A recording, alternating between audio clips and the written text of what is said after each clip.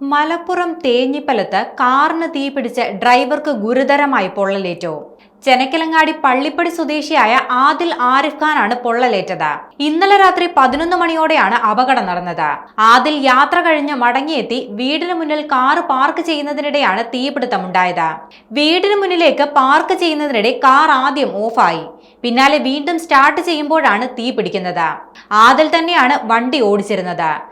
Engine ഭാഗത്തു നിന്നാണ് ആദ്യം തീ ഉയർന്നത്. പിന്നാലെ കാർ മുഴുവനായും പെട്ടെന്ന് തന്നെ തീ പടർന്നു. കാർ ലോക്ക് ആക്കുക കൂടി ചെയ്തതോടെ ഇദ്ദേഹത്തിന് പുറത്തിറങ്ങാൻ സാധിച്ചില്ല. ഇതാണ് സാരമായി പൊള്ളലേൽക്കുന്ന സ്ഥിതിയിലേക്ക് എത്താൻ കാരണം. തുടർന്ന് വീട്ടുകാരും സമീപവാസികളും ചേർന്ന് ഇദ്ദേഹത്തെ രക്ഷിച്ച് പ്രാഥമിക ചികിത്സകൾ നൽകിയ ശേഷം കോഴിക്കോട് മെഡിക്കൽ കോളേജിൽ പ്രവേശിപ്പിച്ചു. നിലവിൽ ഇദ്ദേഹം ചികിത്സയിൽ തുടരുകയാണ്. കാർ തീ പിടിക്കാൻ കാരണം എന്താണെന്ന് ഇതുവരെ വ്യക്തമായിട്ടില്ല. കുറെ ദൂരം യാത്ര കഴിഞ്ഞാണ് ആദിൽ ഇന്നലെ രാത്രിയോടെ വീട്ടിലേക്ക് എത്തിയത്. യാത്രയിലൊന്നും കാറിന് യാതൊരു പ്രശ്നങ്ങളും ഉണ്ടായിരുന്നില്ലെന്നാണ് വിവരം. തീപിടുത്തമുണ്ടായതോടെ കാർ പൂർണ്ണമായും കത്തിനശിച്ചു.